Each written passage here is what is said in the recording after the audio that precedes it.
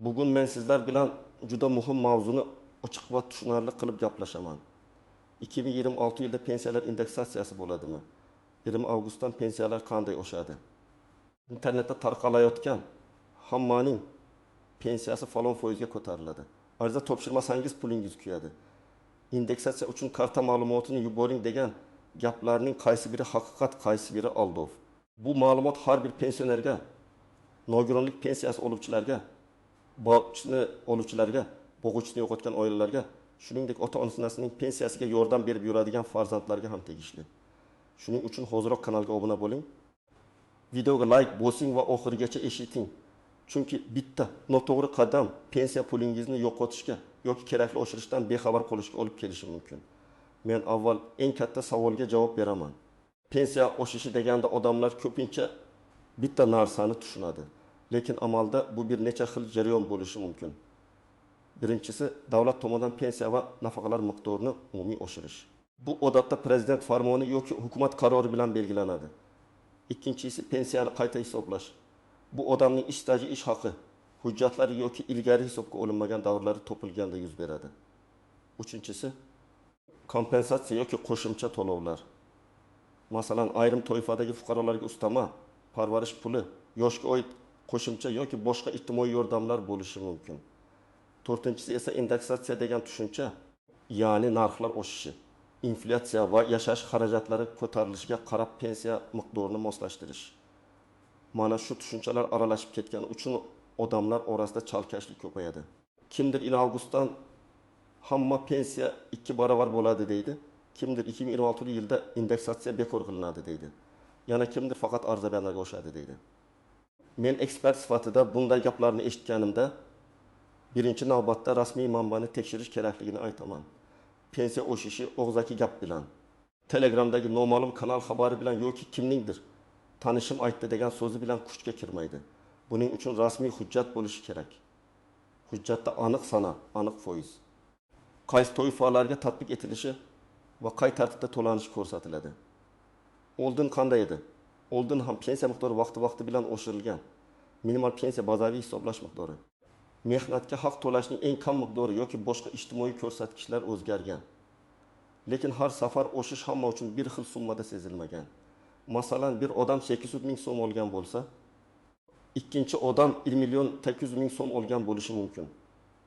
Agar oshirish foizda bo'lsa, yuqori pensiya oluvchida qo'shimcha summa kattaroq ko'rinadi. Agar minimal miqdor oshirilsa, aynan past pensiya oluvchilarga ta'siri kuchliroq bo'ladi. Shuning uchun qo'shnimga 200 ming qo'shilibdi, menga 90 ming qo'shilibdi, demak meni aldashdi deyish har doim ham to'g'ri emas. Hisoblash bazasi. Pensiya turi va shaxsiy hujjatlar farq qiladi. Endi nima o'zgardi degan savolga kelamiz. Asosiy o'zgarish shundaki, hozir odamlar ma'lumotni tez oladi, lekin noto'g'ri ma'lumot ham tez tarqaladi. Ayniqsa 2026 yil indeksatsiya. 1 avgust pensiyalar oshishi kabi so'zlar bilan aldov xabarlari ko'payadi.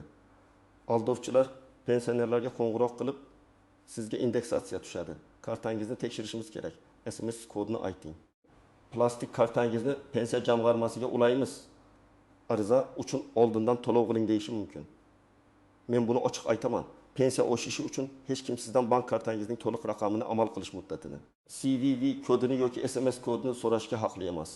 Rasmiy idora xodimi ham bunday ma'lumotni talab qilmaydi. SMS kodini aytgan odam pulini o'zi topshirib qo'ygandek bo'ladi. Endi kimlar e'tiborli bo'lishi kerak? Kimlar xavotir olmasligi kerak? Buni batafsil tushuntiraman. Birinchi navbatda yoshga doir pensiya oluvchilar o'z pensiya miqdori qanday shakllanganini bilishi kerak. Pensiya odatda ish staji, ish haqi, badallar, hujjatlar va qonunda belgilangan koeffitsiyentlarga bog'liq. Agar davlat umumiy oshirish e'lon qilsa, ko'p hollarda pensiya avtomatik tarzda qayta hisoblanadi. Ya'ni pensioner har safar ariza bilan yugurishi shart bo'lmasligi mumkin.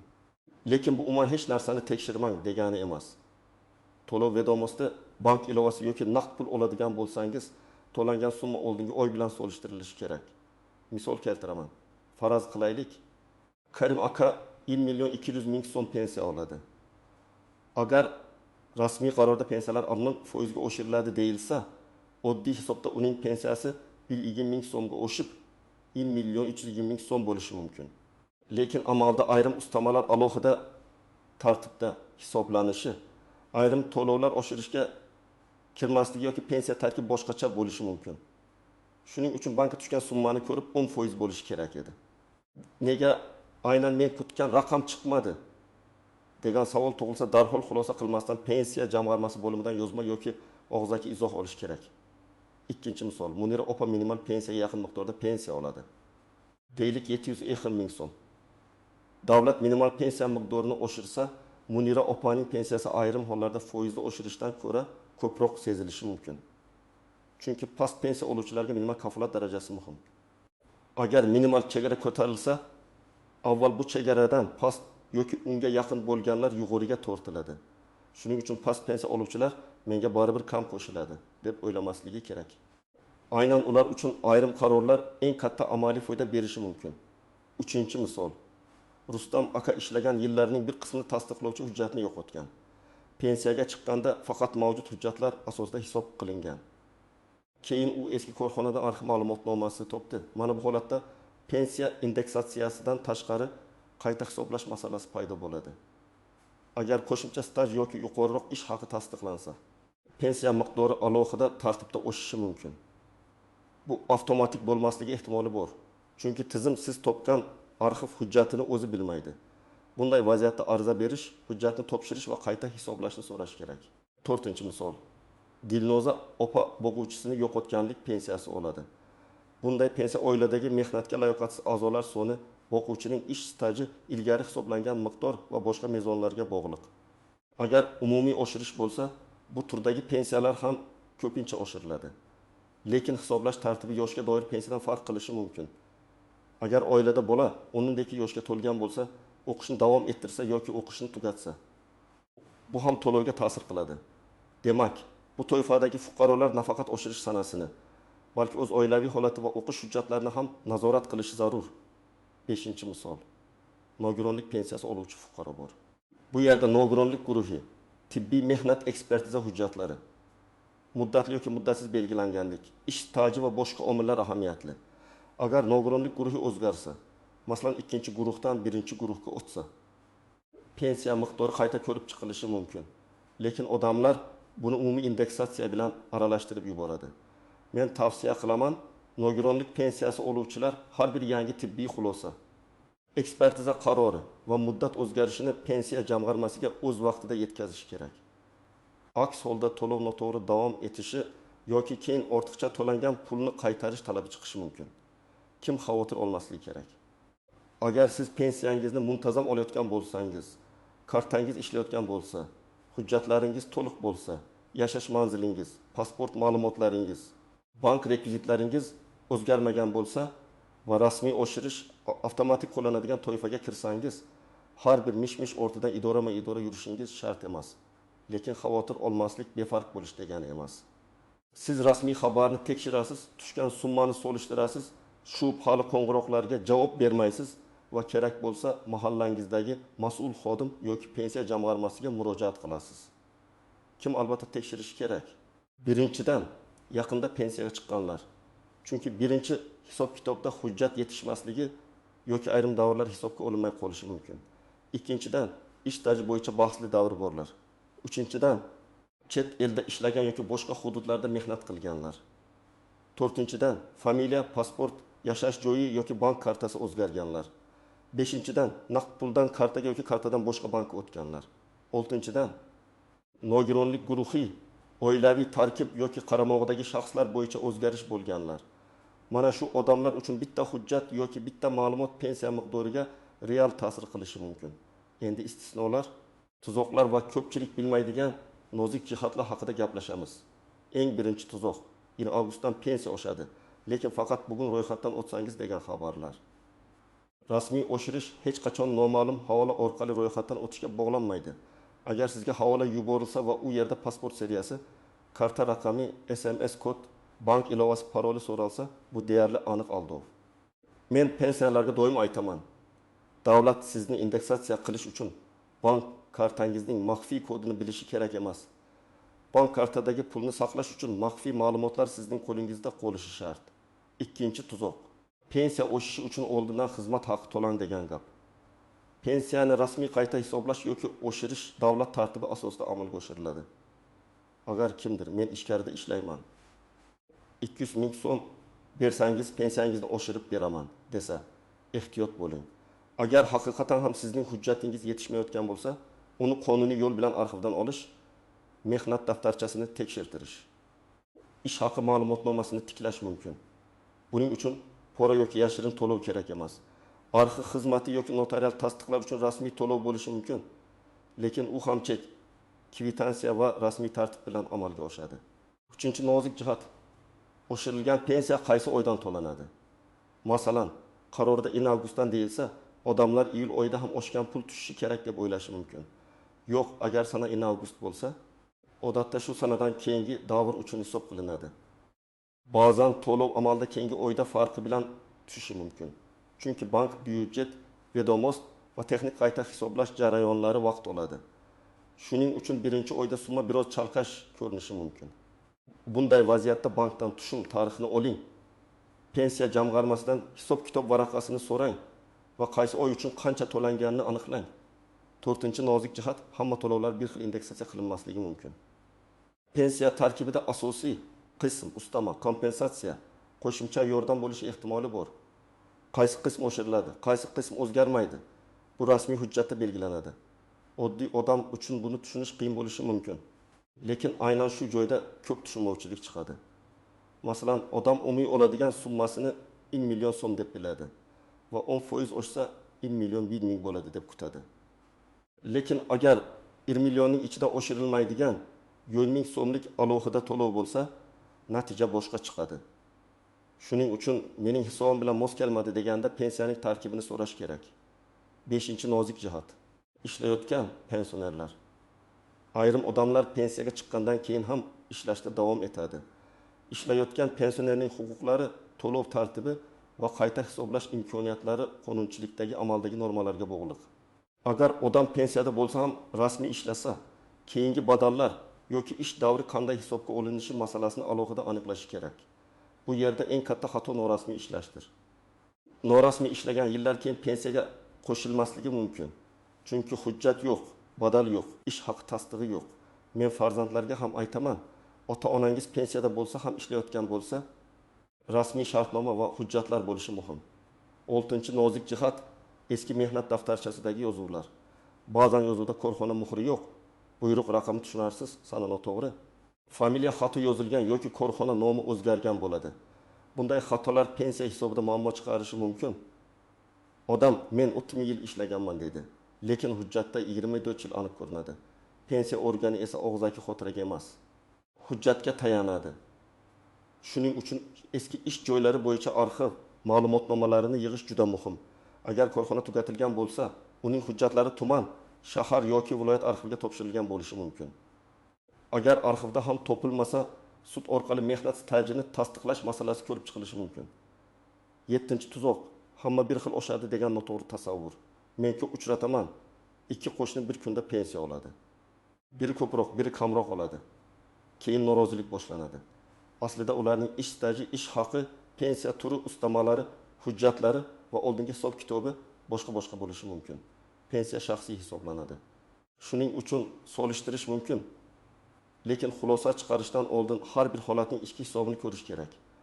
Eng to'g'ri yo'l nega qo'shni ko'p oldi deb emas, mening pensiyam qaysi hujjatlar asosida hisoblangan, qaysi davrlarga kiritilgan deb so'rash. 8-nozik jihat: vafot etgan pensionerning puli. Ba'zan oilada pensioner vafot etadi, lekin karta qo'lda qoladi. Qarindoshlar baribir bu uning puli edi deb keyingi tushumlarni yechib olishi mumkin. Bu xavfli. Vafotdan keyingi to'lovlar qonuniy asosda qayta ko'rib chiqiladi. Ortiqcha to'langan summa qaytarilishi talab qilinishi mumkin. Agar dafn puli, meros olinmay qolgan pensiya yoki oilaga tegishli boshqa to'lovlar bo'lsa, bularni rasmiy tartibda hal qilish kerak. Karta orqali yashirincha pul yechish keyin katta muammo tug'diradi. Endi eng kerakli qismga o'tamiz. Tomoshabin bugun nima qilishi kerak? Men buni qadam-ba-qadam aytaman. Birinchi qadam, rasmiy manbani tekshiring. Pensiya o'sha haqida xabar eshitsangiz, avvalo prezident rasmiy sayti, hukumat portallari, pensiya jamg'armasi yoki vakolatli vazirliklarning rasmiy kanallarini ko'ring.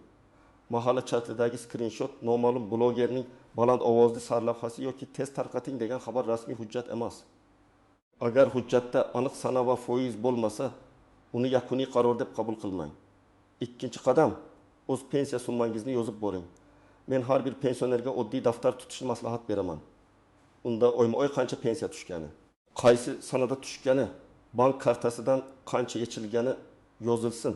Masalan, iyun 20 million bidi 50 ming, iyul 20 million bidi 50 ming, avgust 20 million 265 ming.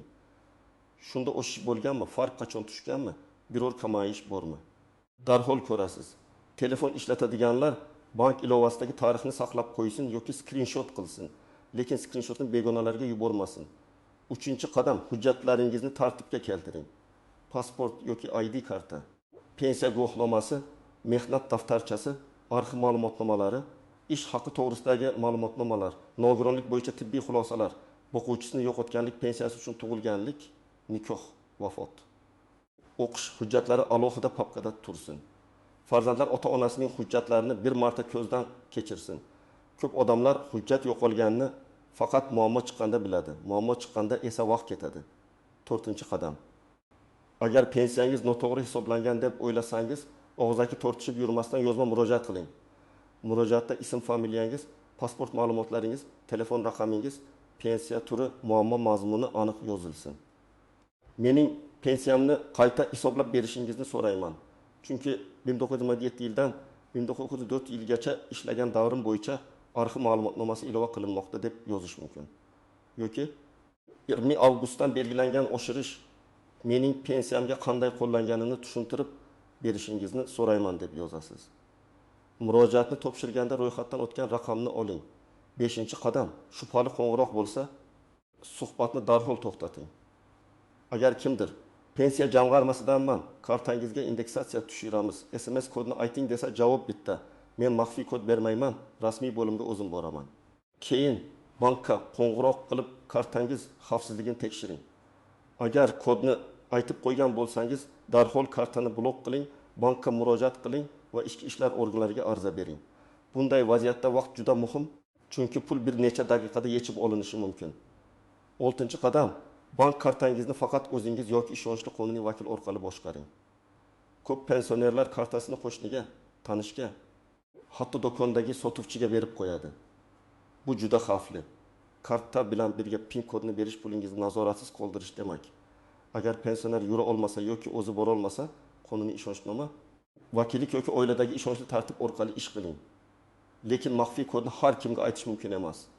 7-qadam, arxiv hujjatlarini oldindan qidiring. Ayniqsa 1910-yillar Sobiq kolxoz, zavod, qurilish tashkiloti, mavsumiy ishlar, boshqa viloyatdagi ishlar bo'yicha hujjatlar ko'pincha muammo bo'ladi. Agar siz hali pensiyaga chiqmagan bo'lsangiz, bugundan hujjat yig'ing.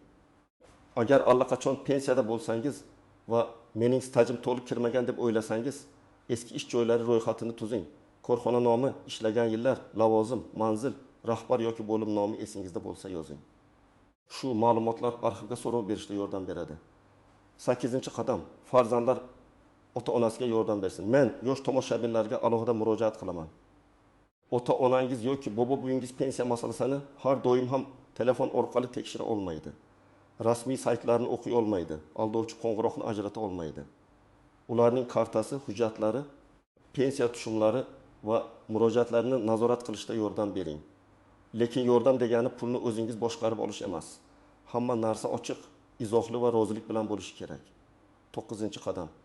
Har qanday va'da qilingan qo'shimcha pulni tekshiring. Sizga 2026 indeksatsiyasi bo'yicha bir martalik to'lov chiqdi. 1 avgust kompensatsiyasi uchun ro'yxatdan o'ting. Pensiya bonusini oling degan xabarlar kelishi mumkin. Rasmiy to'lov bo'lsa, u rasmiy tartibda tushadi yoki rasmiy idora orqali tushuntiriladi. Noma'lum saytdagi forma orqali karta ma'lumotini kiritish kerak bo'lsa, bu xavfli. Davlat to'lovi olish uchun sizdan bank ilovasiga kirish parolini so'rashmaydi. 10-qadam, pensiya kamayib qolsa yoki tushmasa, kutib yuravermang. Ba'zan karta muddati tugagan bo'ladi, bank rekviziti o'zgargan bo'ladi. Yashash joyi bo'yicha ma'lumot yangilanmagan bo'ladi. Hujjatda xato chiqadi yoki tizimda texnik muammo bo'ladi. Agar odatda 5 sanada tushadigan pensiya 10 sanagacha tushmasa, bank va pensiya jamg'armasi bilan bog'laning. o'zi tushib qolar deb bir necha oy kutish keyin masalani murakkablashtiradi. Men bugun sizga eng muhim narsani tushuntirdim. 2026 yil indeksatsiyasi. 1 avgustdan pensiyalar o'shishi yoki boshqa har qanday o'shirish faqat rasmiy hujjat asosida bo'ladi. Har bir pensionerning pensiyasi bir xil hisoblanmaydi, chunki ish staji, ish haqi, pensiya turi, ustamalar va hujjatlar farq qiladi. Shuning uchun qo'shni bilan solishtirib asabiylashishdan oldin o'z hisob kitobingizni tekshiring. Agar hujjat yetishmasa arxivdan izlang. Agar summa tushunarsiz bo'lsa, yozma izoh so'rang. Agar kimdir karta kodi, SMS kod yoki oldindan pul so'rasa, bu xavfli aldov bo'lishi mumkin. Eng to'g'ri yo'l shuki, rasmiy xabarni tekshirasiz, pensiya tushumlarini yozib borasiz, hujjatlaringizni tartibga keltirasiz. Shubhali havolalarga kirmaysiz va kerak bo'lsa, pensiya jamg'armasiga aniq savol bilan murojaat qilasiz. Shunda siz nafaqat o'zingizning pulingizni himoya qilasiz, balki oilangizni ham keraksiz xavfdan saqlaysiz. Sizningcha 2026 yilda pensiyalar qanday tartibda oshirilishi kerak? Hamma uchun bir xil foizdami yoki past pensiya oluvchilarga ko'proq yordam berish kerakmi? Fikringizni izohlarda yozing. Videoga like bosing, kanalga obuna bo'ling va bu ma'lumotni ota-onangizga, qo'shnilaringizga, pensiya oladigan tanishlaringizga yuboring. Chunki bunday masalada xabardor bo'lish pulni ham, asabni ham saqlaydi.